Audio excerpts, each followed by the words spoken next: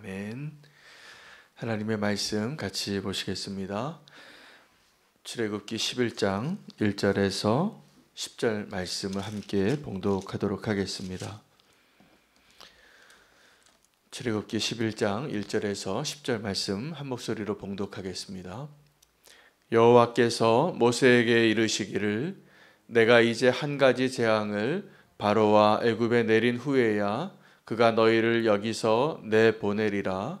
그가 너희를 내보낼 때에는 여기서 반드시 다 쫓아내리니 백성에게 말하여 사람들에게 각기 이웃들에게 은금 패물을 구하게 하라 하시더니 여호와께서 그 백성으로 애굽 사람의 은혜를 받게 하셨고 또 그 사람 모세는 애굽 땅에 있는 바로의 신하와 백성의 눈에 아주 위대하게 보였더라.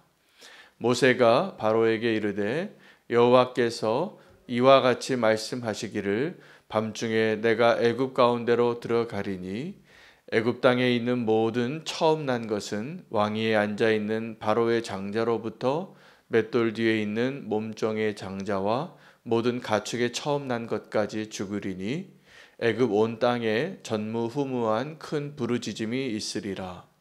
그러나 이스라엘 자손에게는 사람에게나 짐승에게나 개 한 마리도 그 혀를 움직이지 아니하리니 여호와께서 애굽 사람과 이스라엘 사이를 구별하는 줄을 너희가 알리라 하셨나니 왕의 이 모든 신하가 내게 내려와 내게 절하며 이르기를 너와 너를 따르는 온 백성은 나가라 한 후에야 내가 나가리라 하고 심히 노하여 바로에게서 나오니라. 여호와께서 모세에게 이르시기를 바로가 너희의 말을 듣지 아니하리라.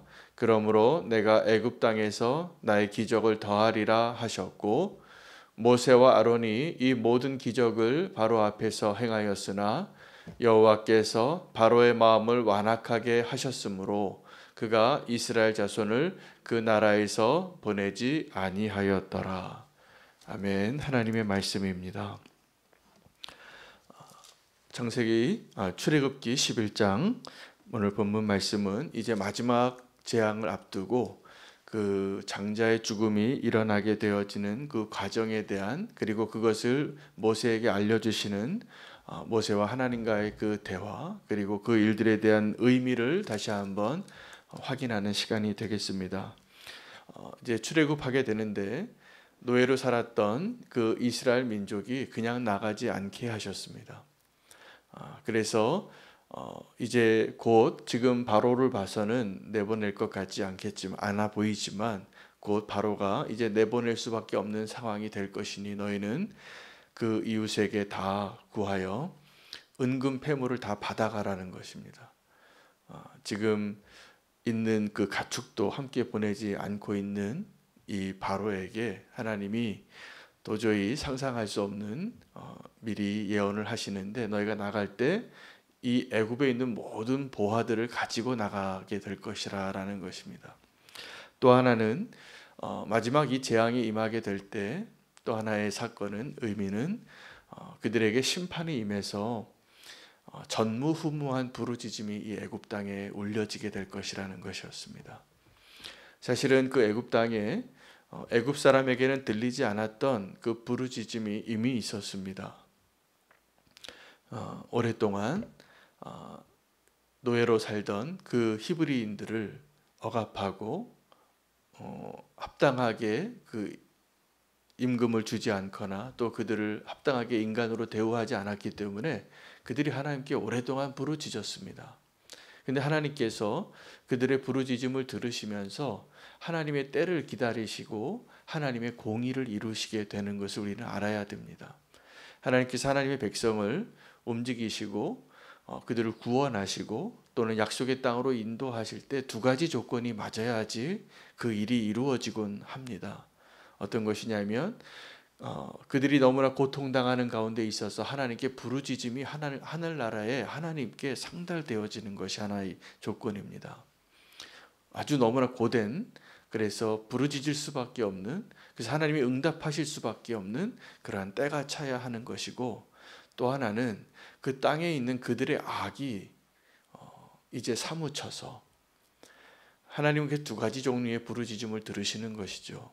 하나님의 백성이 이 땅에서 고통당하여서 부르짖는 그 부르짖음과 이 땅에 악이 관영하여 그들이 하나님 보시기에 심판당할 수밖에 없는 그러한 지경에 그 분량이 찰 때 하나님의 공의가 이루어집니다. 그래서 하나님의 공의는 하나님이 구원하시고자 하는 하나님의 백성들을 건지시는 일들과 또 하나님을 여전히 대적하여서 바로와 같이 완악한 마음으로 하나님을 두려워하지 않고 하나님의 정말 그 심판의 칼날 앞에서도 마음이 완악하여져서 돌이키지 않는 그들을 향한 하나님의 심판이 동시에 이루어지는 것을 보게 됩니다. 이것이 하나님의 공의입니다. 그래서 하나님의 공의가 이 땅에 이루어질 때는 여러분 우리가 오늘도 그 기도 제목 가지고 기도할 것인데 우리가 하나님의 백성으로 이 땅에서 하나님의 공의가 이루어지도록 우리가 부르짖어야 합니다.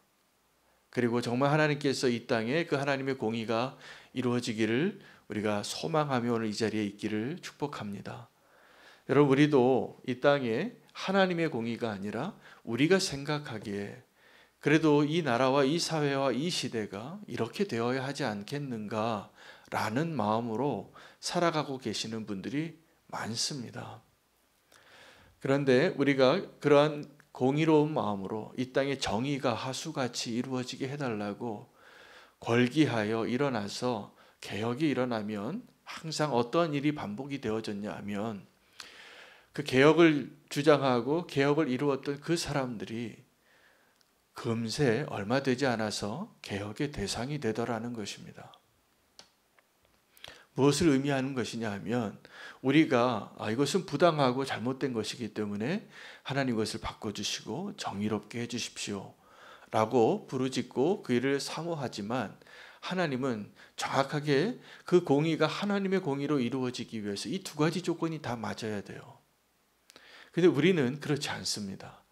우리의 공의와 하나님의 공의가 얼마나 다른가를 먼저 알아야 합니다.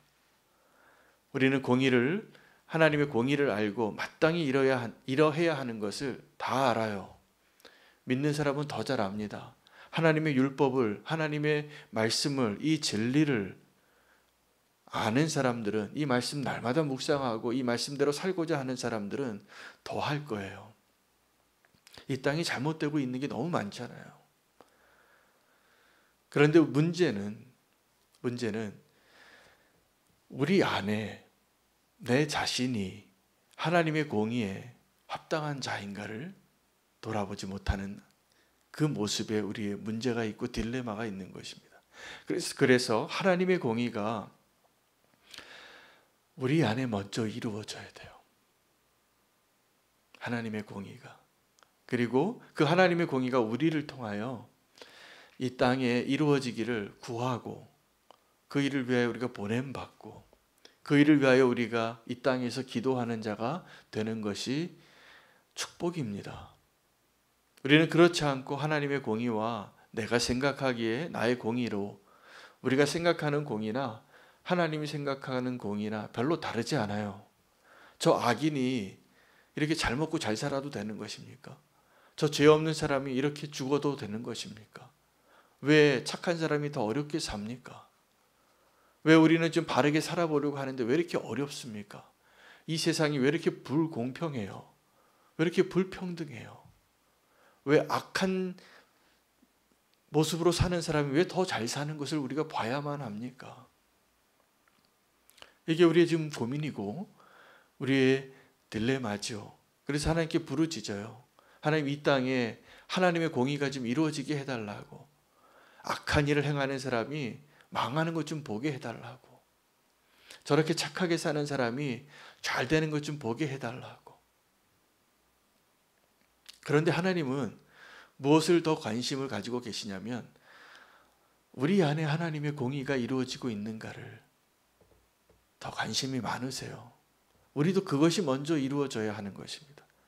여러분 우리 안에 하나님의 공의가 이루어지고 있습니까? 우리 그게 잘 안 되기 때문에 내노란불이 가능한 겁니다. 내 안에 하나님의 공의가 이루어지는 것을 보기는 어려워요. 나는 좀 더 관대하게 나한테는 다 이유가 있고 변명이 있고 핑계가 있어요. 그러나 다른 사람이 하나님의 공의에 합당하지 않은 모습을 보게 될 때 우리는 견딜 수 없습니다. 저도 여러 번 그런 걸 많이 경험해요. 식당에 앉았는데 내가 먼저 주문했는데 옆에 있는 사람이 저보다 늦게 왔거든요.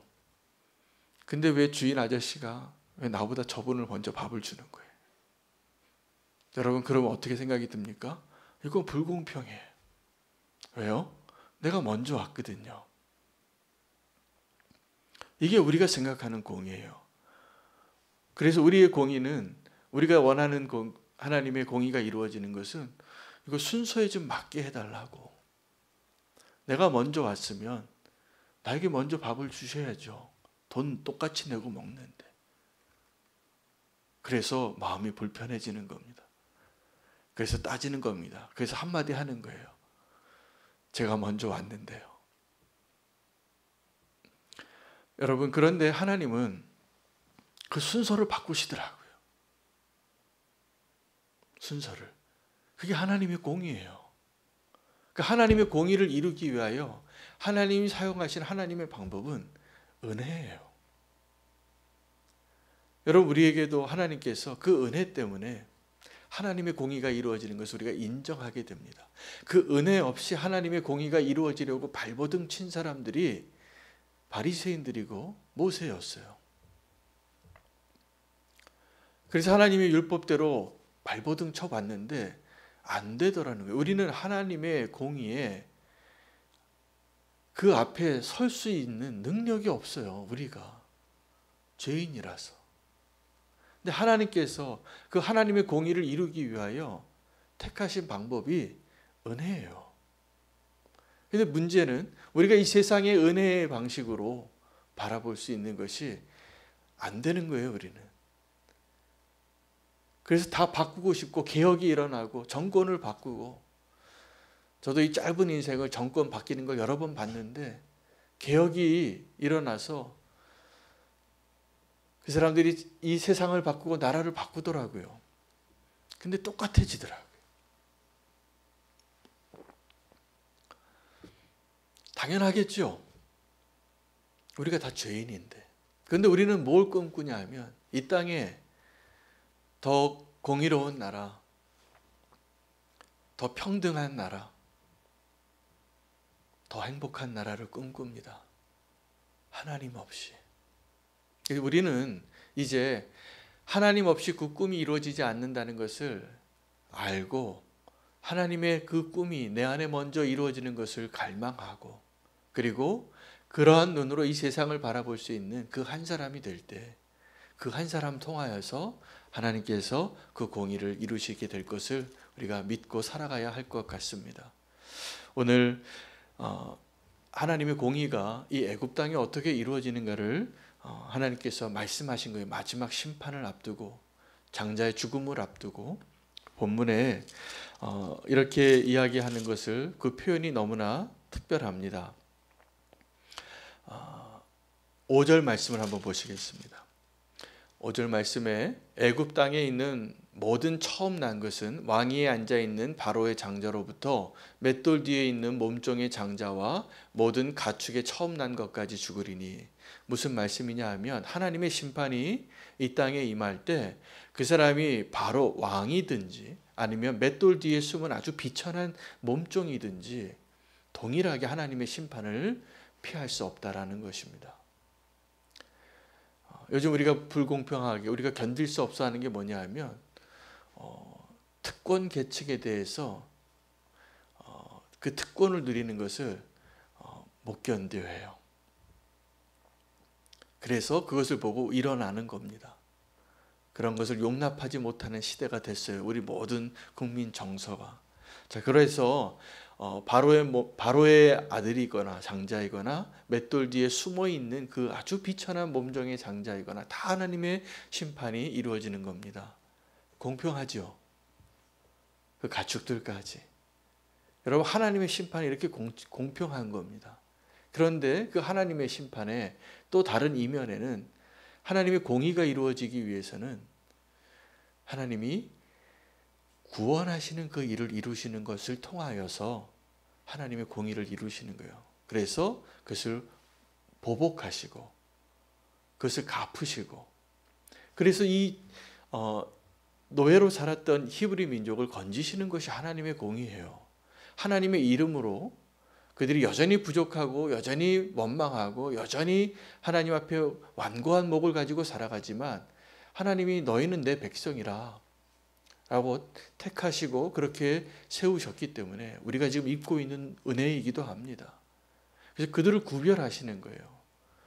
그래서 나의 공의는 심판이 임할 때 바로의 몸 장자이든지 맷돌 뒤에 숨은 비천한 종의 장자이든지 다 멸하는 것이 나의 공의이고, 나의 공의가 또 하나의 의미가 있는데 하나님의 말씀에 의하면 히브리 민족을 구원하시는 거예요. 그 표현을 이렇게 표현합니다. 7절에 그러나 이스라엘 자손에게는 사람에게나 짐승에게나 개 한 마리도 그 혀를 움직이지 아니하리니 여호와께서 애굽 사람과 이스라엘 사이를 구별하는 줄을 너희가 알리라 하셨나니, 하나님의 공의는 이스라엘 자손을 구원하시고 하나님의 백성을 건지시고 구원하시는 것이 하나님의 공의입니다.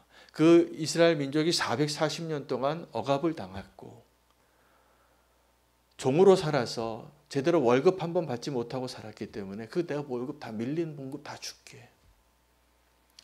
여러분, 이게 공의잖아요. 우리가 원하는, 내가 밀린 월급 받아야 되잖아요.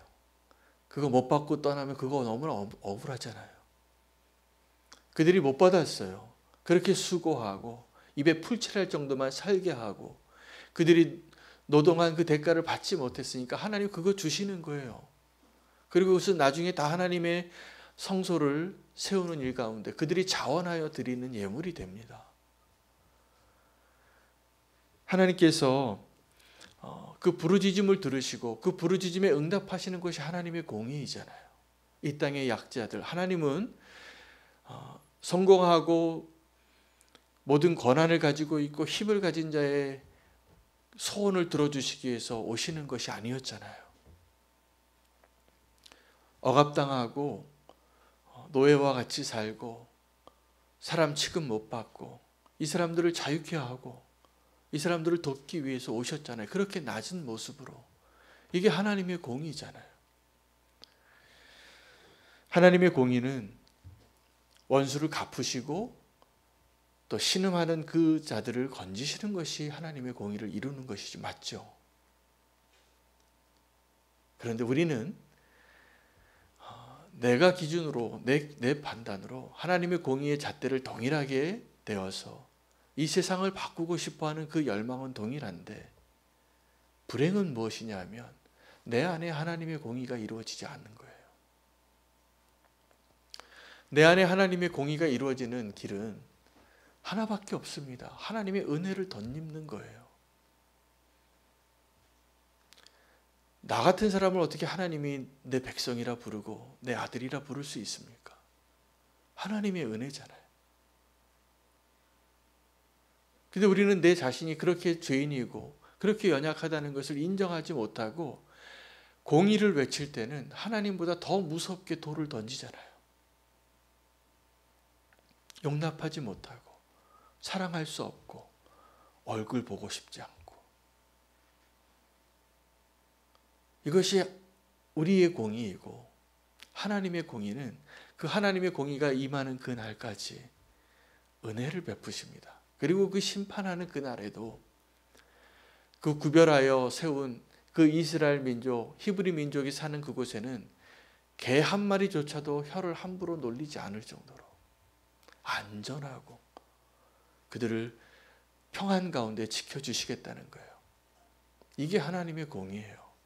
이 출애굽의 사건, 하나님의 백성을, 그 신음하던 하나님의 백성을 건지시는 그 일들을 통하여서 하나님은 그래, 너희가 그렇게 원하던 그 공의를, 정의를 내가 이루어 주겠다. 그래서 밀린 월급도 다 갚게 하고 신음하던 그 노예들을 자유케 하고. 원래 하나님은 다 똑같이 만드셨어요. 하나님의 형상을 따라.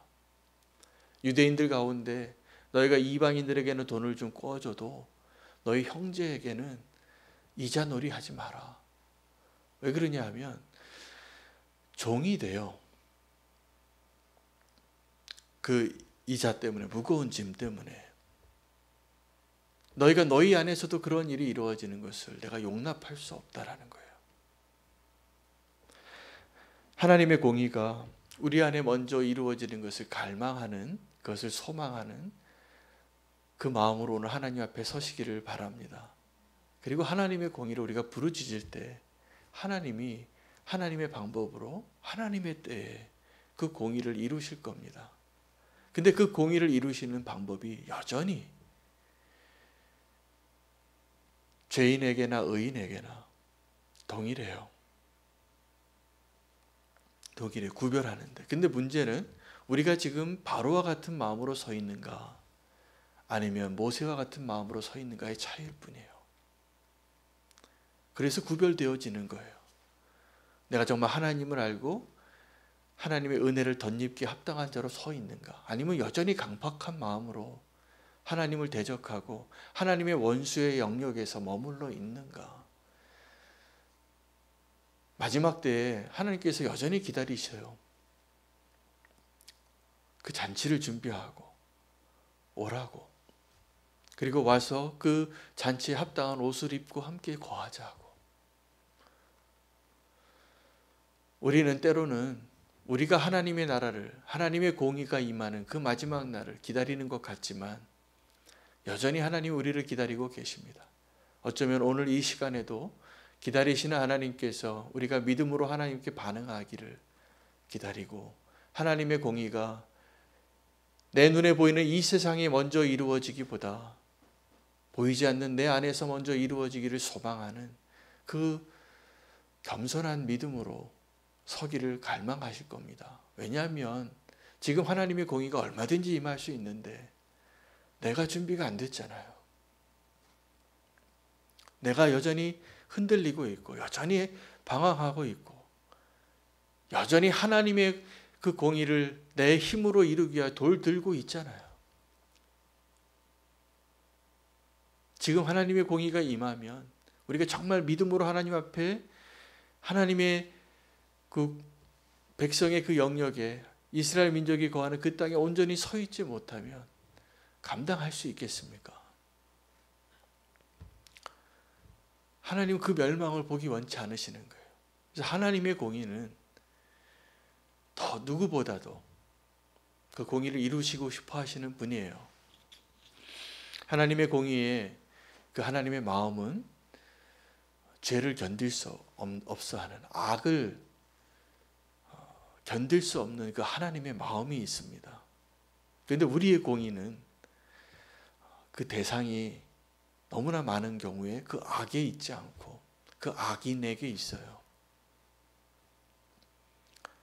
그래서 그 악인을 하나님이 어떻게 좀 멸하시는가. 니느웨 망하는 거 좀 보고 싶어서 언덕 위에 박넝쿨 세우고 바라보고 있는 요나가 될 때가 너무나 많습니다. 하나님의 공의가 이루어지기 위하여 하나님께서 먼저 요나와 같은 우리에게 말씀하시는 것은 오늘도 동일하게 나는 그 악을 견딜 수 없어 하는 것이 맞지만 내 안에 너희가 없는 내 안에 있는 그 하나님의 그 마음이 있다라고 말씀해 주시는 거예요. 아끼고 사랑하는 그 니느웨를 바라볼 때 요나는 하나님의 심판의 불이 당장 내리길 원했던 그 대상이지만 하나님은 그 멸망받아 합당한 그 니느웨 성 안에 좌우를 분별하지 못하는 그 아이들, 좌우를 분별하지 못하는 그 한 사람이 있다면 그 한 사람 때문에 하나님 심판 안 하신다니까요. 소돔과 고모라를 두고 아브라함이 계속 간구하고, 여러분 그 아브라함이 50명에서 10명까지 내려왔어요. 멸하지 말아달라는 조건으로. 하나님 공의의 하나님이시라고 하시면서 의인과 악인을 함께 멸하실 수 있냐고 아브라함이 하나님께 논쟁했어요. 논쟁할 때 그 롯을 생각한 거죠, 아브라함은. 그 사랑하는 마음이 귀합니다. 롯은 합당하지 못한 사람이지만 의인으로 여겨졌어요. 그래서 이 세상에서 의인이 악한 세상에 살아갈 때 어떻게 그 양심이 고통받는가를 표현할 때 그 롯을 이야기하시더라고요.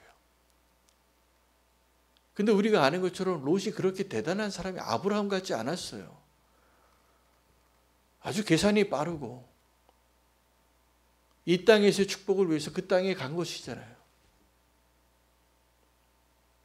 그런데 아브라함은 그 조카 롯을 아들과 같이 사랑해서 그 롯을 좀 구하고 싶어서, 그 롯은 나랑 같이 믿음의 길을 떠난 사람이었잖아요, 하나님.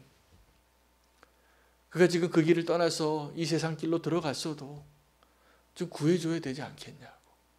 하나님도 다 아세요. 아브라함이 누구 생각해서 그렇게 간구하고 있는지.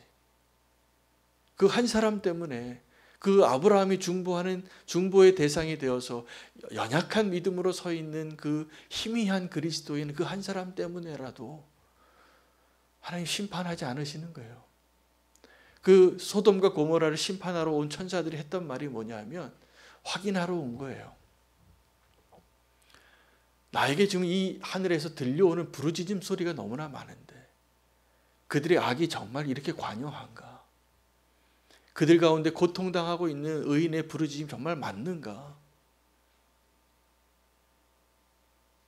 가는 길에 아브라함 만나고 아브라함의 기도가 그 심판을 연기하고 또 하나님께 부르짖는 그 기도, 사실요 우리가 그 기도해야 될 유일한 사람이에요. 우리의 그 기도가 없으면 하나님 보시기에 점점 하나님 향하여 대적해 나가는, 그렇더라고요. 정말 세상이 점점 발전해 나가는데 도덕적으로는 더 높아지는 것 같은데 하나님을 대적하는 것이 분명히 보여요. 이 세상의 사람들의 가치관 속에. 그런데 실체는 어떠냐면 껍질 하나만 들춰보면 똑같은 죄인이에요. 우리가 하나님의 공의를 어떻게 부르짖어야 하는가? 아브라함처럼, 그리고 모세처럼, 그리고 예수님처럼 하나님의 공의가 이 땅에 이루어지기를 중보하는 자로 오늘 우리가 이렇게 서기를 원합니다. 우리가 살아가는 이 시대, 이 나라를 우리가 하나님의 공의가 이루어지기를 갈망하는 마음으로 기도해야 될 유일한 사람이 저와 여러분일 겁니다.